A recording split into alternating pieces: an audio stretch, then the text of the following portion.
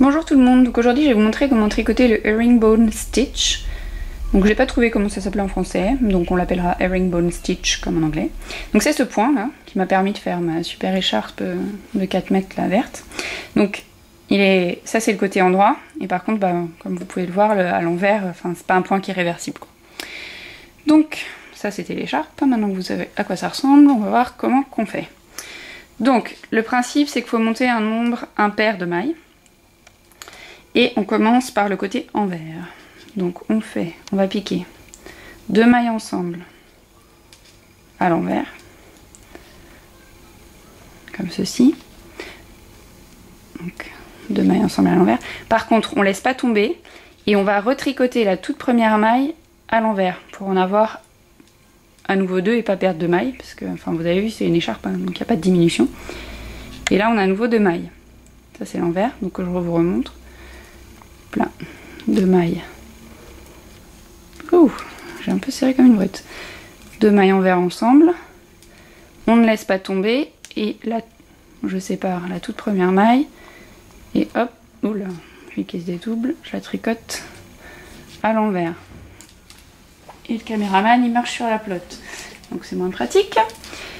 Et on continue une dernière fois pour la route, histoire que vous ayez compris. 2 mailles ensemble à l'envers. Hop, je sépare et la toute première, je la tricote toute seule à l'envers. Je laisse tomber les deux. Et la dernière maille, par contre, elle est toute seule, donc on la tricote à l'envers toute seule. Donc ça, c'est le rang envers. Après, on a le rang endroit, qui lui se tricote à l'endroit. Donc on fait, je glisse une maille, je tricote la deuxième à l'endroit. Et en fait, quand je vais faire passer ma maille glissée par-dessus la maille tricotée, je vais en même temps la tricoter. C'est absolument pas clair, on est bien d'accord. Mais quand je vous le montre, vous allez comprendre. Donc c'est que je fais comme un jeté en fait, et je passe ma maille par-dessus. Et du coup, j'ai à nouveau, bam, 2 mailles. J'ai rien perdu. Donc on recommence. Je glisse la maille. Je tricote la suivante à l'endroit. Et quand je passe la maille par-dessus, en même temps, je fais comme un jeté. Tac. Et là, hop, pareil, 2 mailles. Oups là. Une dernière fois pour la route. Je glisse. Je tricote.